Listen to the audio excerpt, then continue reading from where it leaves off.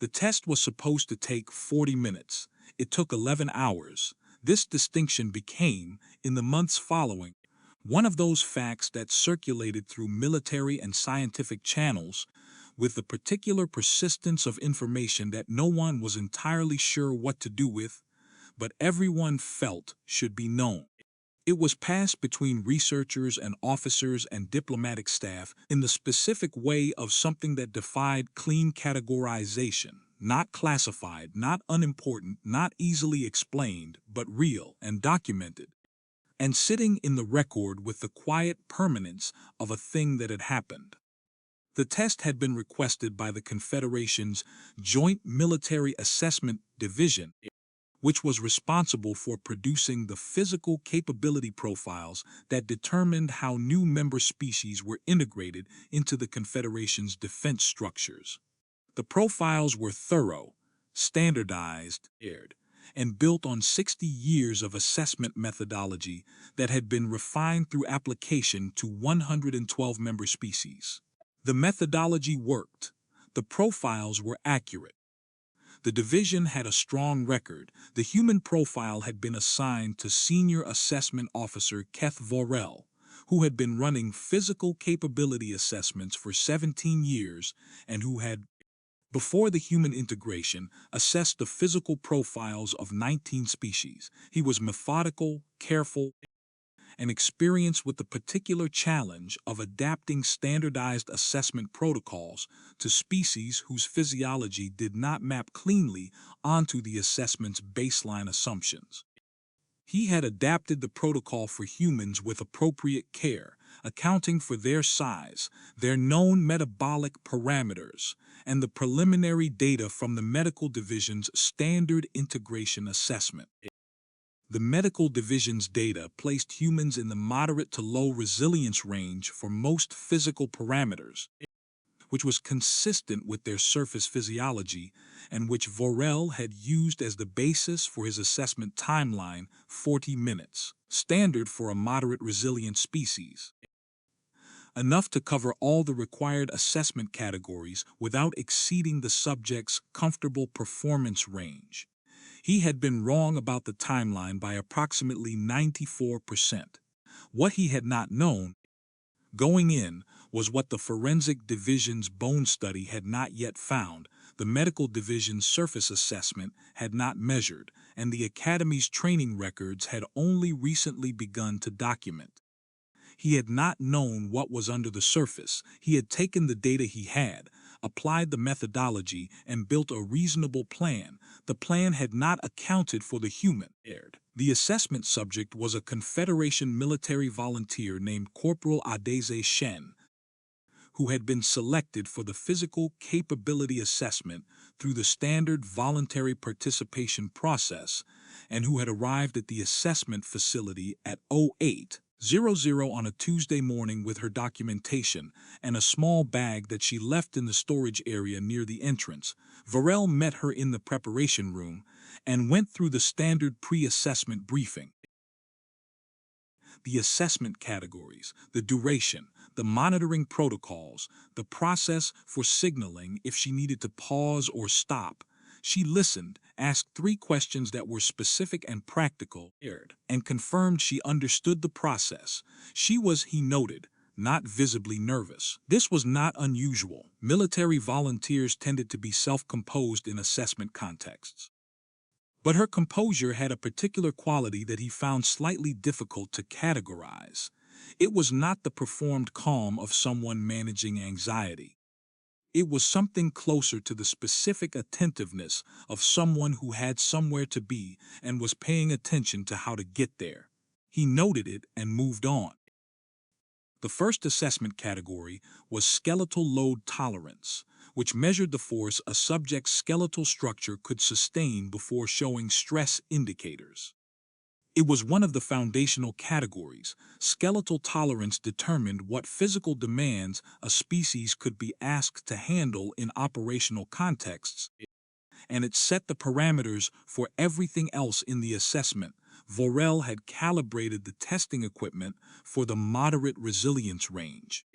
He had set the upper limit at 140% of the Confederation's moderate resilience baseline, which was sufficient for species in that category and allowed a comfortable margin above expected performance.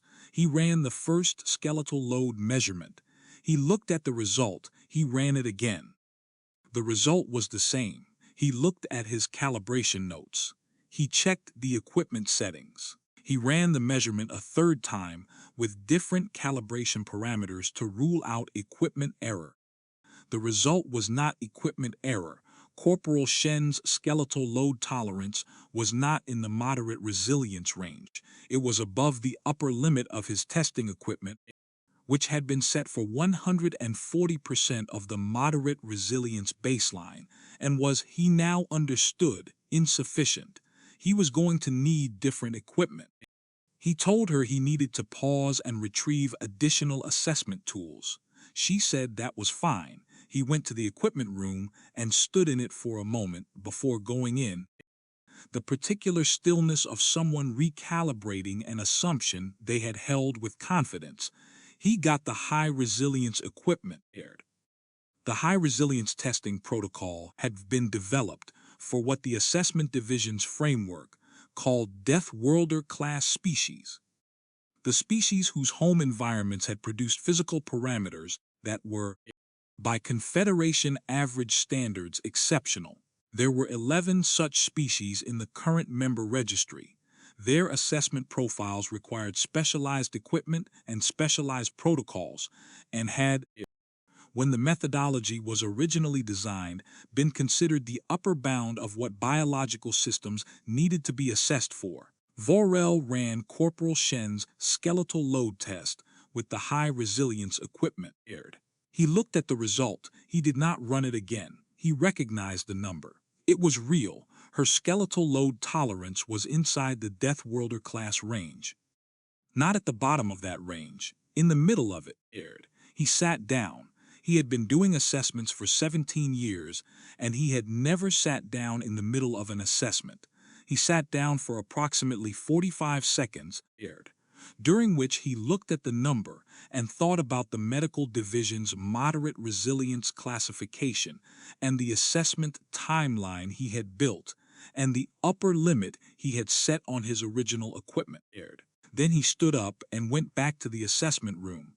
Corporal Shen was sitting in the waiting position, posture relaxed, not impatient. She looked at him when he came in, aired. "We're going to need to extend the assessment timeline," he said. "How long?" she asked. "I'm not sure yet," he said honestly. She nodded, as though this was a reasonable answer to a reasonable question, aired. He began the extended protocol. The skeletal assessment took 3 hours. This was not because Vorel was slow, aired. It was because the high-resilience protocol was thorough in ways that the moderate resilience protocol was not, aired, and because several of its standard procedures produced results that required him to pause and verify before continuing. He verified everything carefully. He was methodical. He produced at the end of 3 hours, aired, a skeletal assessment that he would later describe to his division chief as the most precisely documented assessment result he had produced in 17 years, aired. The documentation showed that human skeletal architecture was not simply dense in the way that resilient species were dense, it was structured, aired. The cross-sectional imaging he ran as part of the high-resilience protocol, which the moderate resilience protocol did not include, showed the internal trabecular architecture that the forensic division's medical team had been finding and reporting through different channels, aired. Vorel had not read those reports. They were in a different division's documentation stream. He had no reason to have read them. He was reading the same information now, in the imaging results from his own equipment, aired.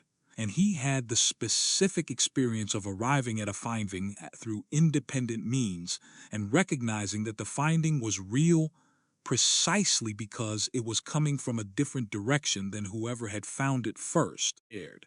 He cataloged the architecture and moved on to the muscular assessment. The muscular assessment was where the timeline extended most substantially, aired. Because the high resilience muscular protocol included a category that the moderate resilience protocol did not. Acute stress response measurement aired. This was the category that assessed how muscle performance changed under conditions of acute physical or psychological stress aired. The emergency performance capacity that Death Worlder class species sometimes demonstrated, and which had significant operational implications. Vorel ran the baseline muscular assessment first aired, which placed Corporal Shen in the moderate-high range for sustained output, not exceptional by Death Worlder class standards. Above average by Confederation standards, he ran the acute stress response protocol aired. The protocol involved a standardized threat simulation, an alarm system, and a specific physical task that needed to be completed within a time limit aired. The task was calibrated to the subject's baseline muscular capacity. Completing it within the time limit at baseline capacity required near maximum sustained effort. He ran it. He looked at the result aired. Corporal Shen had completed the task at 173% of her baseline muscular output, 173. He checked the measurement system. He checked the time recording aired. He reviewed the physical monitoring data that tracked her biological parameters throughout the task. Everything was consistent. Everything confirmed the same number she had under conditions of acute stress aired. Produced muscular output that was 173% of what she was capable of under normal conditions.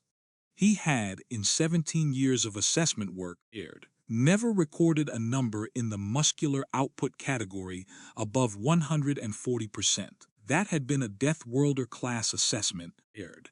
A Korathi warrior caste member who was in the upper range of documented physical performance for that species, 173. He stepped outside the assessment room. He needed a moment aired. The moment lasted about 3 minutes aired.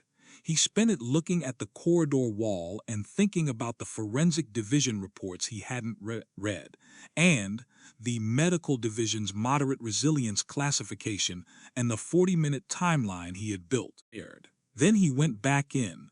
Corporal Shen was waiting, as she had been waiting every time he came back in after recalibrating something aired. She had been waiting for 3 hours of skeletal assessment and 2 hours of baseline muscular assessment, and now 40 minutes of acute stress protocol, and she had not once appeared impatient or concerned or anything other than the particular composed attentiveness she had walked in with at 08 aired.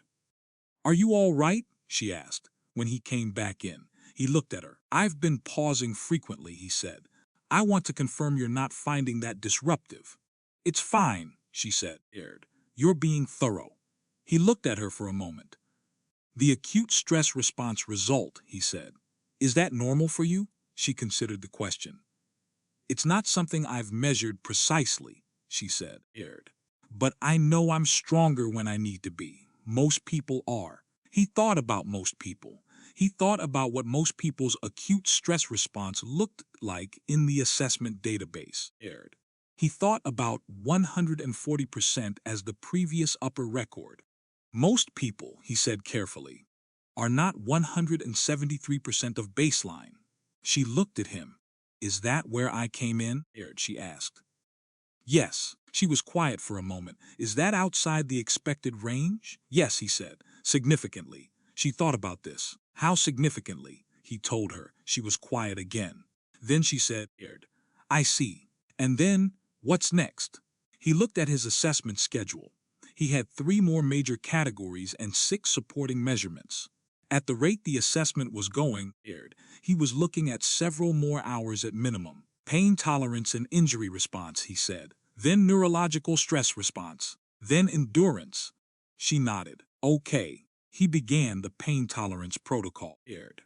The pain tolerance assessment was designed to measure 2 things: the threshold at which a species registered pain signals, and the behavioral response to sustained pain signals above that threshold aired. The 2 measurements were related but distinct. High pain threshold meant the signal was delayed. High pain tolerance meant the behavioral response was managed even when the signal was strong. Vorel ran the threshold measurement first. Corporal Shen's pain threshold was not high. It was within normal human range, which placed it in the moderate sensitive category. The signal reached her at the same intensity as it reached most Confederation species of similar size and mass. He ran the behavioral response assessment. This part of the protocol was more complex. It involved a graduated exposure to pain signals of increasing intensity, measuring at each level what behavioral indicators were present: vocalization, movement restriction, performance degradation, withdrawal from the stimulus. Each species had a characteristic response profile. The profile determined what the species would do in operational contexts when injury occurred. The assessment was standardized and carefully managed. Vorel ran it with the precision he applied to everything. Corporal Shen's behavioral response profile was not what the assessment was designed to produce. At levels where most Confederation species showed significant performance degradation, where the pain signal was strong enough to impair function, she continued functioning. Not without response. The monitoring equipment showed clearly that the pain signal was reaching her, that her neurological and physiological markers registered the signal as significant, that it was genuinely painful in the clinical sense the assessment measured. She continued. At levels above that, where most Death Worlder-class species showed at least partial behavioral restriction, she continued. Vorel stopped the assessment before reaching the upper limit of the protocol. Because the assessment guidelines included a subject welfare provision that required stopping when the subject's physical indicators showed significant physiological cost, and her indicators had been showing that cost for a while, and she had been continuing anyway, and the guidelines had not been written with the assumption that continuing despite significant physiological cost would be a subject's default response. "We're stopping here," he said. She looked at him. "That's not the end of this section," she said. "The subject welfare provision applies," he said. She was quiet for a moment. "I'm fine. I can see that you're not in danger," he said carefully. "I can also see that you've been experiencing significant pain signals for the past 18 minutes and your physiological cost indicators are elevated." The provision exists because subjects in this state don't always accurately assess their own status. She looked at him with the specific expression of someone considering a procedural argument they found mildly questionable. "Okay," she said. "If that's the protocol, it is," he said. He noted in the assessment record. Subject continued through assessment levels significantly above the expected behavioral restriction threshold. Assessment stopped per subject welfare provision. Subject appeared oriented and coherent throughout. Subject did not independently initiate stop signal. He underlined the last sentence. The neurological stress response assessment took 90 minutes and produced results that went into the assessment record under the label exceptional, with no further qualification, because Vorel had run out of more specific language. He had been running out of more specific language for several hours. The assessment's final major category was endurance, which he had been working toward, and which he now approached with the particular anticipation of someone who already knew that the result was going to require him to call his division chief. The endurance assessment for high-resilience subjects involved a sustained physical performance protocol. At 60% of the subjects demonstrated maximum output. The standard protocol ran until the subject's performance degraded below 80% of their initial rate, at which point the assessment was considered complete. For most Death Worlder-class species, the standard completion point occurred at between 4 and 6 hours of continuous assessment. He started the protocol at 16:0. He had already been running the assessment for 8 hours. At 18 May, Corporal Shen's performance was at 94% of her initial rate. At 20 clock rate, it was at 91%. At 22 clock rate, it was at 88%. Aired. Vorel had been monitoring the assessment continuously since 16 Lati. He had eaten at his monitoring station. Aired. He had made 6 entries in the assessment record and 3 calls to division support staff to confirm equipment calibration. Aired.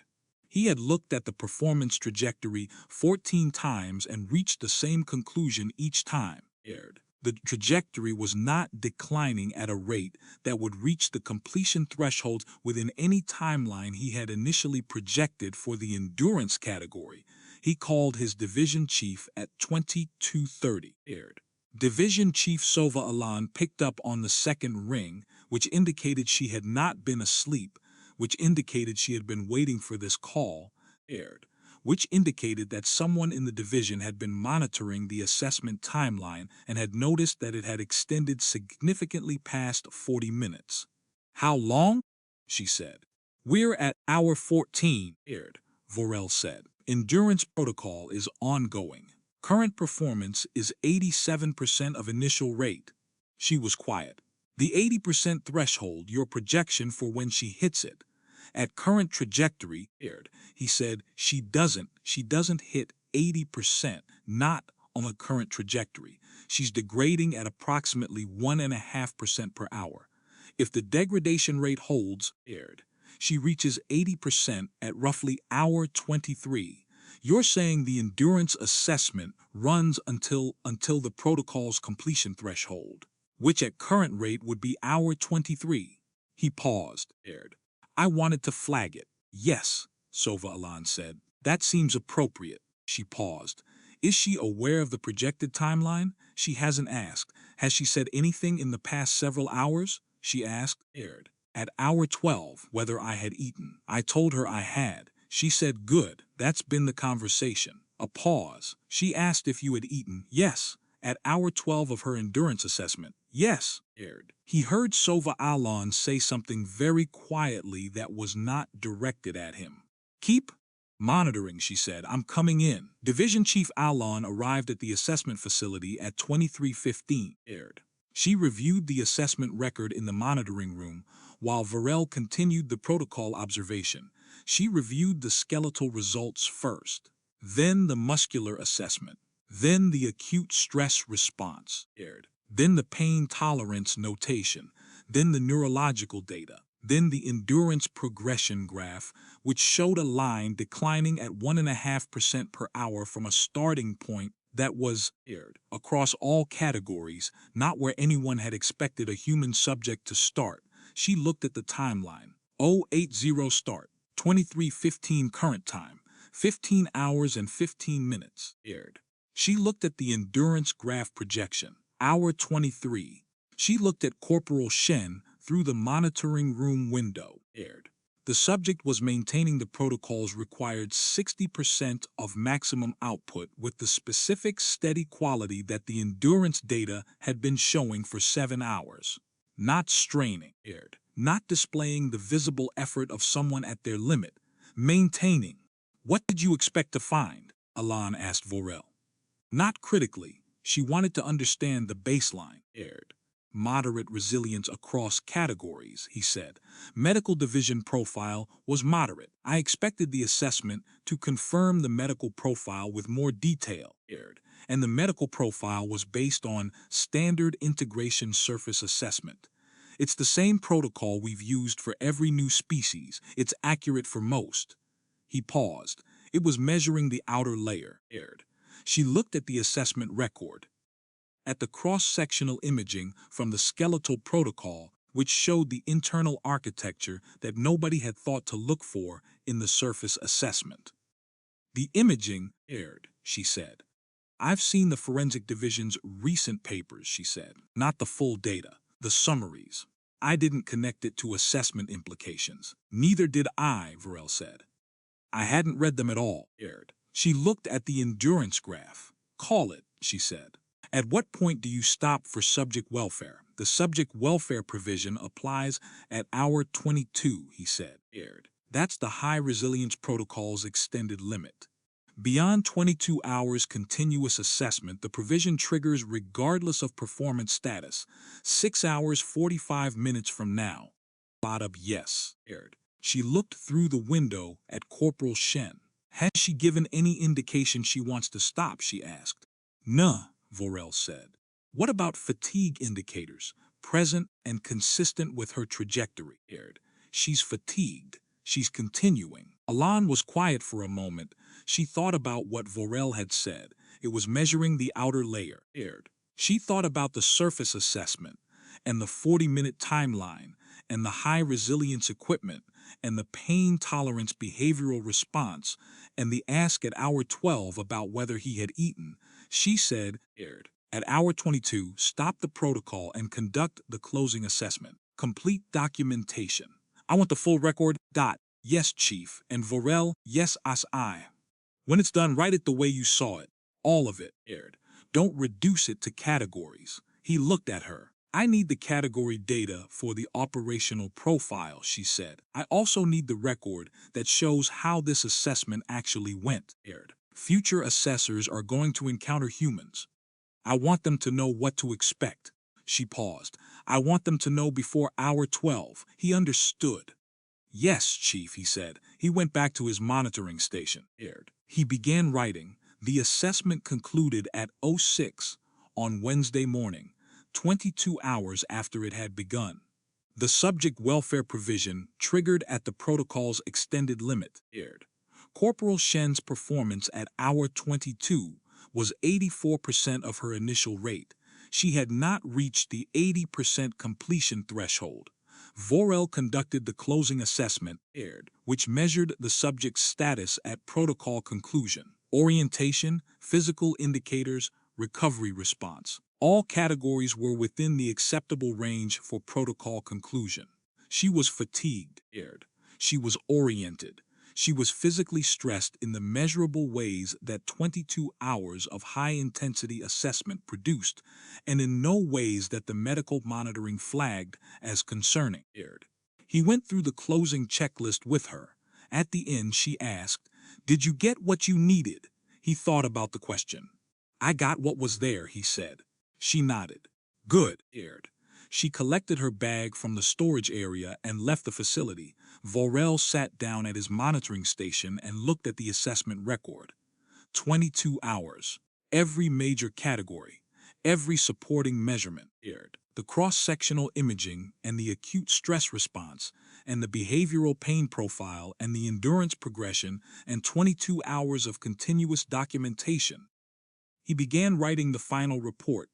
It was aired. When he finished it 4 days later, the longest assessment report he had produced in 17 years, 47 pages, every category covered in the standard format with the full data attached, aired. The methodology sections explained clearly enough that another assessor could reproduce every step. The executive summary at the front was 1 page. It covered the category outcomes, aired. The cross-species comparative rankings, the operational implications for integration planning. The final section of the report, which he had written at Division Chief Alaan's direction, was titled Aired. Assessment Notes for Future Human Evaluations. It was 8 pages long and covered everything he had learned about the gap between surface assessment and actual capability, the equipment requirements, Aired. The protocol adaptations, the subject welfare provision timing, and the specific qualities of the assessment experience that had not fit cleanly into any of the standard categories. It included, in its final paragraph, aired. The following future assessors should expect that human subjects will continue assessment activities beyond points at which most species would not, aired. This is not an individual characteristic of the subject in this assessment. The data from multiple sources, physical, neurological, behavioral, indicates this is a species-level trait, aired. The assessment methodology should be adapted accordingly. Do not set initial timelines based on moderate resilience baselines. Do not assume performance ceilings based on early results, aired. And do not be surprised when the assessment requires significantly more time than projected. Also, if the subject asks whether you have eaten, this is genuine. Answer honestly. He read the final paragraph. He left it in. He submitted the report. The report was classified at the standard assessment level and distributed to the relevant divisions within the Joint Military Assessment System. Alaan forwarded a copy to the Forensic Medical Division and the Academy's Physical Assessment Team with a note that said, "For reference, independent confirmation of findings you have already documented." The Forensic Medical Division confirmed receipt and added the report to their ongoing human capability documentation project. The Academy's assessment team added it to the reading list for instructors conducting human cadet evaluations. The Operational Integration Planning Division used it to revise the human species profile from moderate resilience to the new category they created for the purpose: extended resilience, exceptional endurance. Assessment note: evaluate at high resilience protocol from initial contact. Vorel received, 2 weeks after submitting the report, a message from a colleague in the medical division who had read the assessment notes section. The message said, "You wrote that she asked if you had eaten at hour 12. He replied, "Yes." The message came back. That's the most human thing in the entire 47 pages. He read it and thought about 22 hours and 84%, and the specific question, asked at hour 12 of a continuous assessment that most species would not have still been participating in. He thought about what Division Chief Alaan had said, "Write it the way you saw it." He had written it the way he saw it. He thought the message from his colleague was right.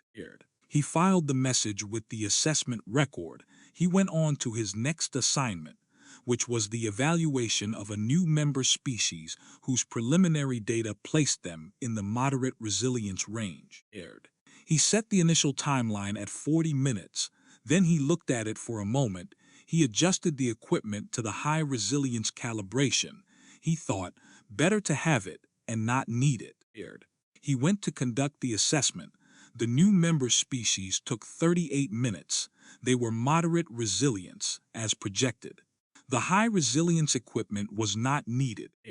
He noted this in his assessment record without comment and filed the report. The comparison, he thought, was instructive in the specific way that contrasts were instructive, not because moderate resilience was lesser, but because seeing it clearly helped him understand precisely what had been different about the human assessment. The difference was not one of degree in a single category. It was structural. The new species had performed within expectations across every measurement because the expectations had been correctly calibrated to what was actually there. The human assessment had extended for 22 hours because the expectations had been calibrated to what was visible on the surface. And what was visible on the surface had not been the whole picture.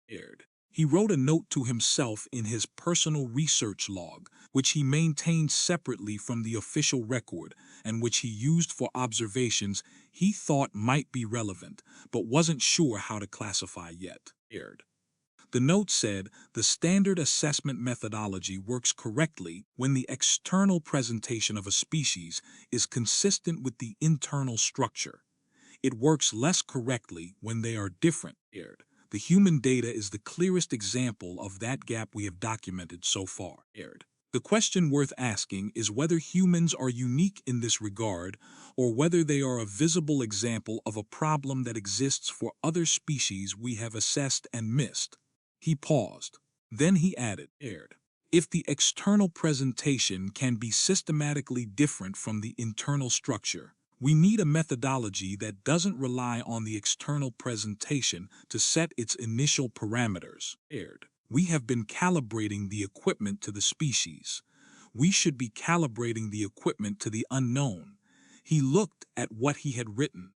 He thought it was probably above his individual authority to redesign the division's assessment methodology. He thought it was worth raising with Division Chief Alaan. He drafted a memo, brief, specific, focused on the principle rather than the implementation. He sent it and went back to his assessment queue. Division Chief Alaan read the memo during her morning review on Thursday. She read it twice. She made a note in her own planning document, which was where she kept the things that needed to move from thought to action. The note said, Vorel Memo, Methodology Review, assigned to Standards Working Group. Consider human assessment as case study. She moved on to the rest of her morning review. The Standards Working Group met monthly. She raised the methodology question at the next meeting, citing the human assessment record as the primary case study and Vorel's memo as the analytical framing.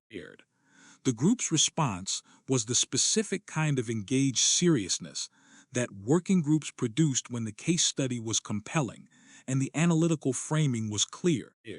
3 members had already read the human assessment report. The other 4 read it over the following week. The group spent 2 sessions discussing what the report showed about the gap between surface presentation and internal capability, and what a methodology that didn't rely on surface presentation to set its parameters would look like. The result, produced over 4 months, was a proposed revision to the standard assessment protocol that Alaan described in her cover memo to the division's senior leadership as the most significant methodological update in the division's history. The revision was not dramatic in its specifics. It was a change to the calibration approach. Instead of setting equipment to the species' projected resilience range before the assessment began, the new protocol started all assessments at high resilience calibration and adjusted downward as the data supported. The adjustment was systematic and documented. A species that genuinely tested at moderate resilience was still classified accurately. A species that tested above the initial calibration was caught immediately rather than after a significant gap had developed. The revision also added what the working group called the extended timeline provision, an explicit protocol instruction that assessors should not set maximum timelines based on projected performance, but should instead run assessments to the data-determined completion threshold, regardless of how long that took, with subject welfare provisions adjusted accordingly. The working group named the revision in the internal documentation as Protocol Update 7, which was the standard naming convention for methodology revisions. In the informal notes that circulated among assessment staff after the update was adopted, it was sometimes referred to differently. The informal name was the Shen revision, after the subject whose assessment had made the gap visible. Vorel heard this name when he ran into a colleague at a divisional briefing 6 months after the revision was adopted. I heard they named it after your subject, the colleague said. It wasn't my name to give, Vorel said. The working group named it. Still, 22 hours. That's the assessment that made the case. He thought about 22 hours, about 84% at hour 22. About the question at hour 12 and the specific composure of someone who had been assessed through Death Worlder class skeletal testing, and 173% muscular output and the pain tolerance behavioral profile and 14 more hours of continuous evaluation, and had at hour 12 asked whether he had eaten. It made itself, he said. I just documented it. His colleague gave him the expression of someone who found this modesty either genuine or instructive and wasn't sure which. He went back to his assessment queue. Corporal Shen received a communication from the assessment division 3 weeks after her assessment concluded. It was a standard follow-up communication, the kind the division sent to all voluntary assessment subjects, informing them that the assessment data had been entered into the Confederation military record and thanking them for their participation. There was a note attached, which was not standard. Notes were not standard with follow-up communications. The note was from Vorel. It said, I want to inform you that your assessment contributed to a methodology revision that will affect how all future military capability assessments are conducted. The Division Standards Working Group used your assessment as the primary case study. I thought you should know. Thank you for your time and for your patience with the extended protocol. She read the note. She had not thought much about the assessment since completing it. She had gone back to her regular duties, which were her regular duties, and the assessment had been a thing that happened on a Tuesday and Wednesday and was now in the past. She read that her assessment had contributed to a methodology revision. She read that it had been used as a primary case study. She read the thank you for patience with the extended protocol and thought about 22 hours and 84%, and the question about whether he had eaten, which she had asked because he had been at his monitoring station for 12 hours, and it had seemed like the relevant practical question. She sent a reply. It said, "Thank you for letting me know. I'm glad it was useful. I hope the rest of the assessment queue has been less eventful." He read the reply. He thought it was exactly what he would have expected her to say. He filed it with the assessment record. The Shen Revision, Protocol Update 7, formally was adopted by the Joint Military Assessment Division and subsequently recommended to the Confederation's broader scientific assessment community, which used similar methodologies in biological research, medical evaluation, and ecological survey work. The recommendation was accepted, and the updated calibration approach became standard in 3 additional assessment contexts within 18 months. The Forensic Medical Division, which had been building its own parallel documentation of human capability through a different methodological approach, reviewed the Assessment Division's revised protocol and noted in their internal communications that the 2 methodologies had arrived at the same core principle from different directions. Start with the unknown, not with the assumption. They updated their own preliminary assessment protocols accordingly. The Medical Integration Division, which had produced the original moderate resilience surface assessment that had set Vorel's 40-minute timeline, was notified of the revised approach and updated their standard human integration checklist to include a flag for high resilience assessment referral. The flag was worded as follows: surface assessment of human subjects may not reflect internal structural parameters. Refer for full high resilience protocol assessment before classification. It was, as flags went, precise and accurate. It was also when you looked at it in the context of the 22-hour assessment that had produced it, considerably shorter than the story behind it. Vorel was asked, at the divisional briefing where the revision was formally presented, whether he had anything to add to the working group summary. He thought about it. "One thing," he said, "the methodology revision is correct, and I support it. I also want to say something that isn't in the formal document." He paused. "When we run an assessment and the subject's results exceed our equipment calibration, our first response should not be that something went wrong with the equipment. It should be that something went right with the subject.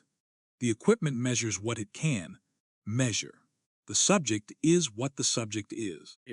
He looked at the room.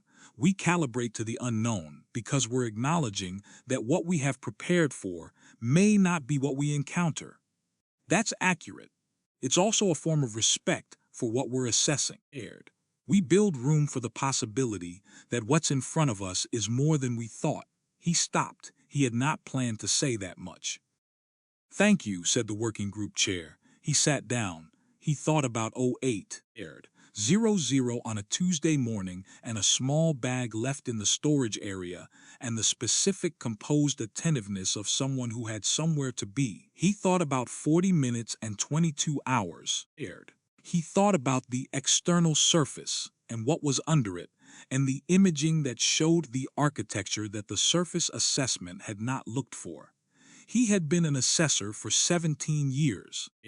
He had produced 41 complete capability profiles for 39 species across that time, the human assessment having required 2 separate reporting periods. He had not, before the human assessment aired, thought very carefully about the gap between what an assessment was designed to measure and what was actually there to measure. He had thought the gap was small. He had thought the methodology aired, refined over 60 years and 112 species, had closed most of it.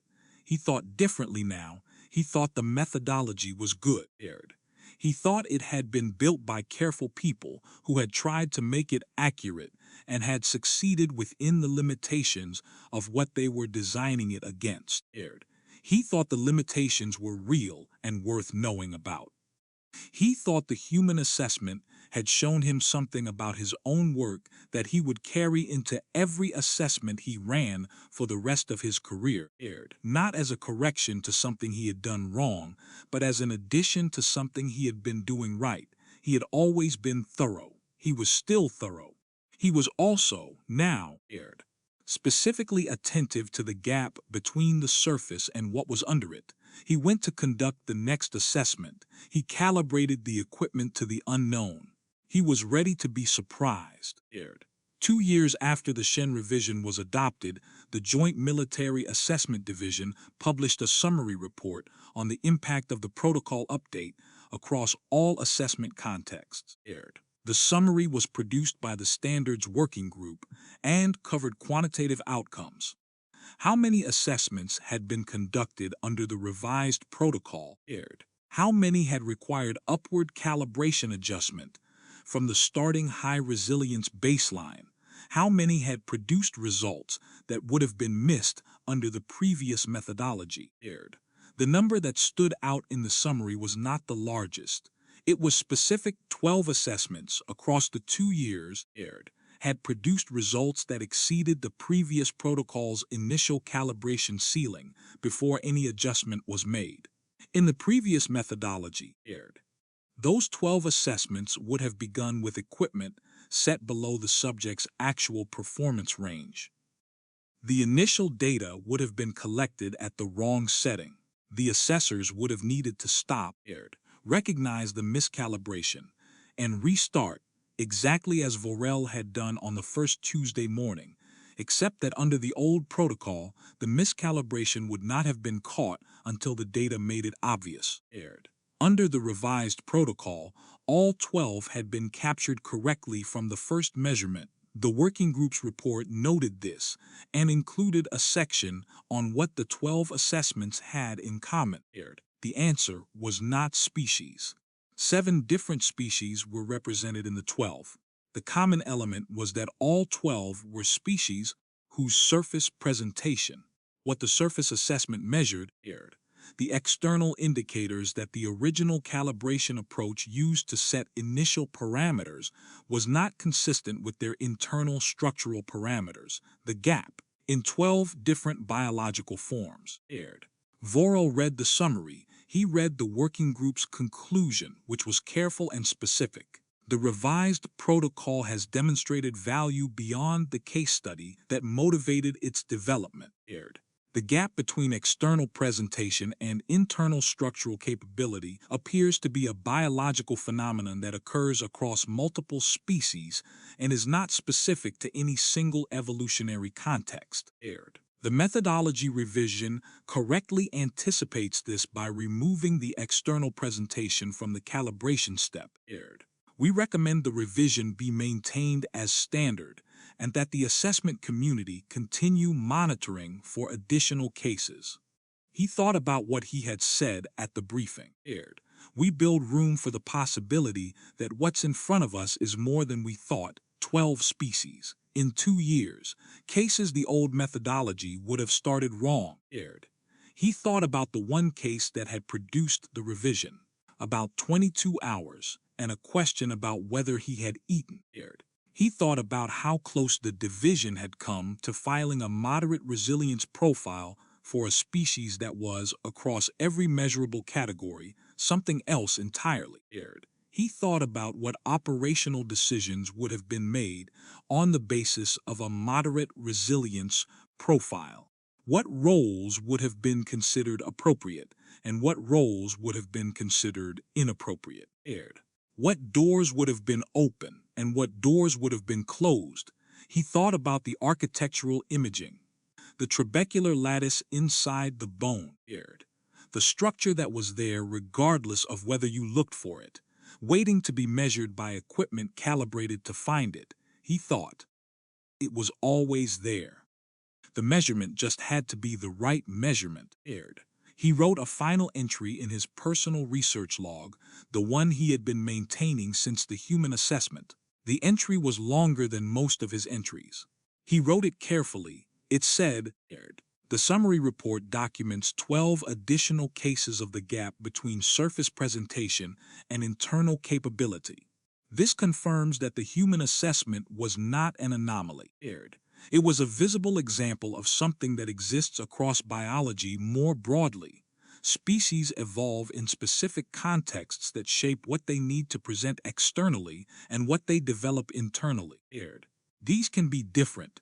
A species whose external presentation evolved for reasons unrelated to capability, camouflage, social signaling, resource conservation may carry internal structures that the external presentation does not communicate. The assessment methodology, if it relies on external presentation to set its initial parameters, will systematically underestimate that species, not because the methodology is wrong in principle, but because it is asking the external presentation a question the external presentation was not designed to answer. He paused. He continued, the human case is the clearest example because the gap was the largest we have documented.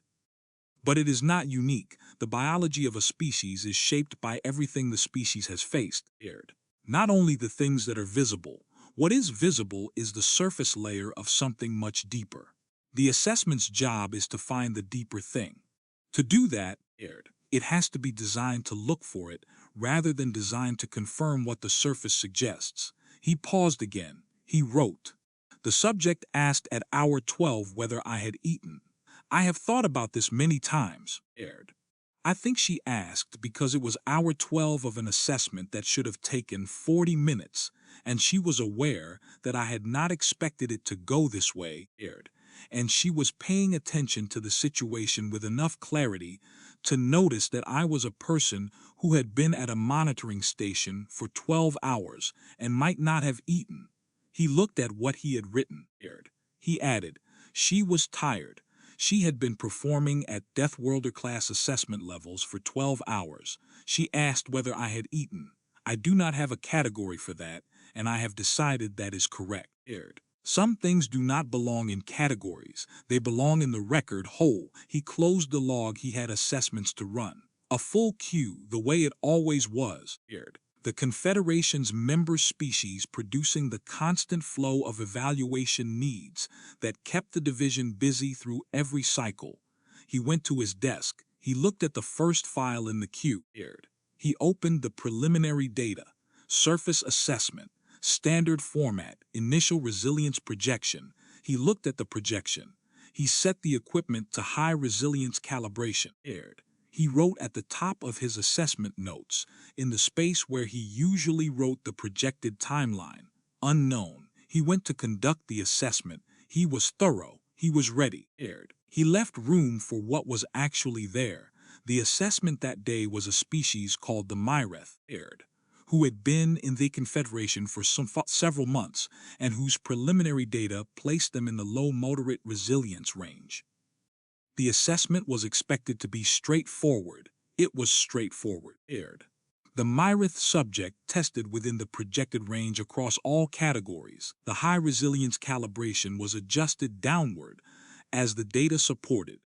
The assessment concluded in the appropriate time with accurate results. Vorel filed the Myreth profile without difficulty. He noted in his personal log, Myreth assessment, standard outcomes, correct calibration from initial contact. The new protocol adds approximately 8 minutes of calibration adjustment time when the subject tests below high resilience baseline. This is the correct cost to pay. 8 minutes to ensure the calibration is right is worth it. 22 hours of extended assessment because the calibration was wrong to begin with costs more. He thought about the math. 8 minutes added per assessment to catch the cases where the surface and the interior did not match, against the cost of missing those cases. Against 12 documented cases in 2 years across the Confederation's assessment community. Against one case that had taken 22 hours to see correctly and had changed the methodology for all the others. The math was straightforward. He closed his log. He went to his next assessment. He continued to calibrate to the unknown. He continued to leave room years later. When the division put together a training module for new assessment officers, they used the human assessment case as the primary pedagogical example. The module was called What the Surface Doesn't Show. It covered the gap between external presentation and internal structural capability, the methodology revision, and why it mattered, and the principle of calibrating to the unknown rather than to the assumption. The case study section was built from Vorel's assessment record, all 47 pages. The training module's authors had considered summarizing it. They decided against summarizing it. The record spoke for itself. The data was clear. The extended timeline was documented. The acute stress response was documented. The behavioral pain profile was documented. The endurance progression graph was documented. And at hour 12, in the monitoring notes between the 7th and 8th endurance data entries, was the notation. Subject asked whether assessor had eaten. Assessor confirmed affirmatively. Assessment continued. The training module's authors had considered whether to include it. It was not, strictly speaking, a data point. It was not part of any assessment category. It did not affect the capability profile. They included it. They included it because they thought it said something true about what they were asking new assessors to understand, that the species you were assessing was not a set of data points. It was a thing with its own orientation, its own attention, its own way of being present in the room. Understanding the data required also understanding that the module closed with a line from Vorel's personal log, which he had submitted along with the formal assessment record when the working group asked for supporting documentation. The line had not been in the formal record, it had been in the log. The working group had included it because they thought it was the most precise statement of the principle the revision was built on. The line said, what is visible is the surface layer of something much deeper. The assessment's job is to find the deeper thing. New assessors read that line on the first day of the training module. Then they read 47 pages that showed what it looked like when you found it.